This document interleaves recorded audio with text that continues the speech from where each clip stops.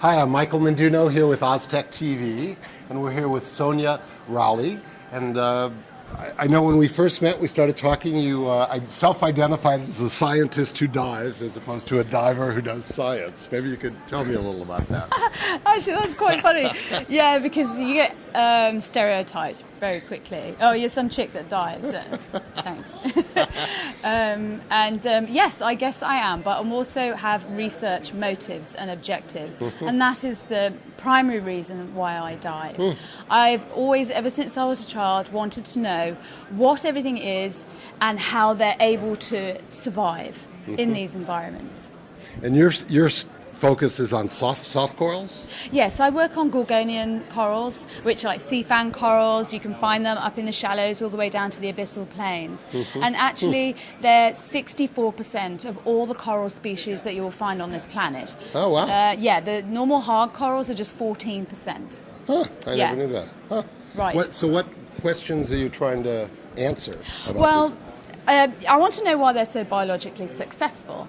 Now, to put more context onto that, so in the mesophotic zone or the twilight zone, which is where I predominantly do a lot of my research, in the oceanic islands and atolls across the Indo-Pacific and also on certain continental regions, you have internal waves, and that have very extreme temperature variances as well as other Waterways within the water column. Yeah, they have surf. They break. I mean, I had no idea. And I found this out by just putting temperature loggers every 10 meters down to 150 meters on the different oceanic islands and atolls.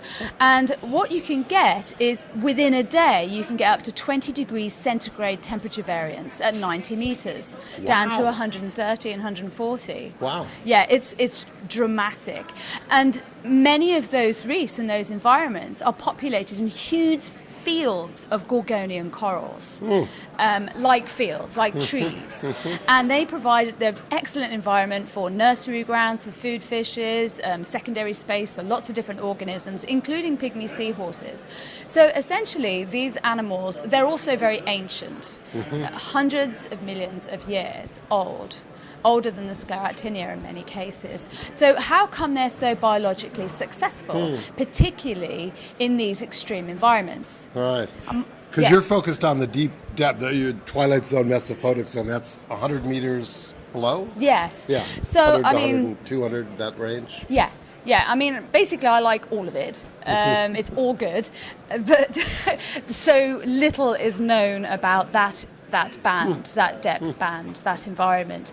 Mainly because, most people, it's been said by many other research that utilise this depth range, is that in scuba we know most about it. It's easy to access, up to 30 meters. Right. And then if you're going to use a submarine, they're extremely expensive. They're like $40,000 a day. If you're going to spend that money, you're going to want to hit 1,000 meters or more. So I want to see what's down there. And I've been down on those, and I have that same feeling. It's like, no, can we just go? You know what I mean? It's just like, how are they doing it? What's down there?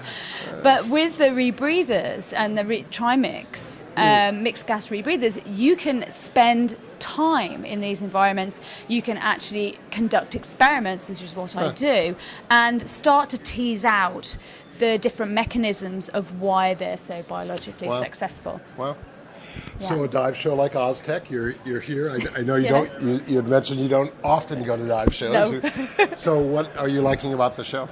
Oh, I really, yes, I love to just sit and nerd out on all the different presentations. I really, yeah. And it's really hard to make a decision.